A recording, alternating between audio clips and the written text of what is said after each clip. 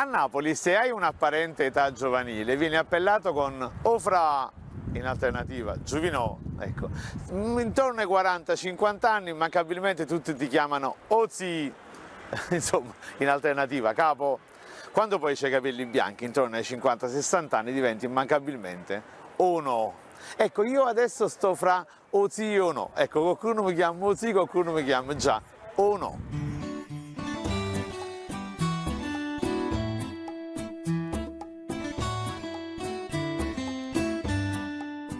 Beh, insomma, oggi si parla di anziani, di nonni, o no?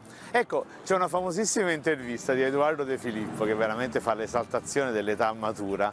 Lui raccontava, diceva, io non vedo l'ora di diventare anziano. Eh sì, perché Edoardo De Filippo nelle sue commedie aveva di solito sempre ruoli sempre molto da anziano, per cui era costretto a lunghe sedute di trucco e parrucco per invecchiarsi, ore di lavoro. Lui diceva, quando diventerò anziano invece con le rughe naturali non avrò più bisogno di truccarmi, e quindi viva la vecchiaia.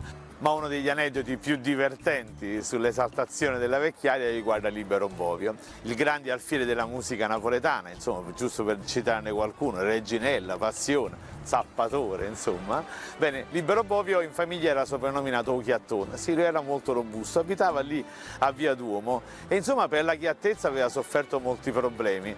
2 giorni prima di morire ebbe un ictus e allora dovete sapere che lui era bello, grosso, robusto, ma aveva un medico che era piccirilli, brutto, sì, con tutti i baffettieri così. Beh, allora si racconta che quel giorno il medico andò a casa sua e disse: Don Liberato, voi non dovete mangiare, mannaggia la miseria, vedete che vi succede? Mo vi do una bella dieta, vi faccio diventare fresco e tosto come a me.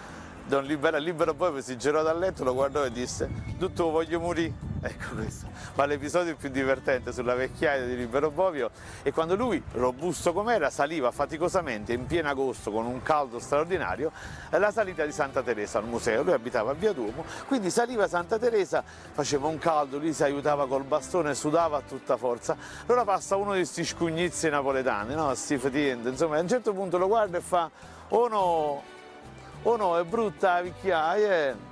Sto fetente, ma guardate un attimo. Lui lo guarda dagli occhiali e, saggio com'era, disse: eh sì, guaglio, veramente brutta, che ti devo dire? Non te l'auguro.